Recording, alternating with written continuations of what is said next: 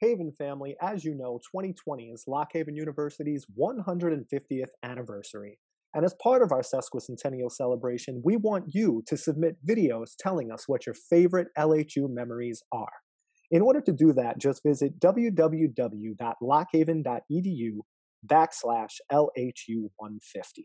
Once you get to our sesquicentennial page, you can scroll down to the section where it says Submit your story, idea, or memorabilia.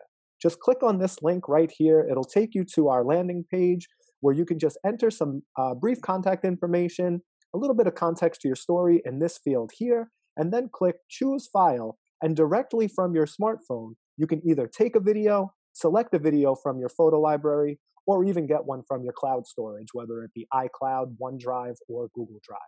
Doing this from your desktop is also super easy. Again, just go to www.lockhaven.edu/LHU150.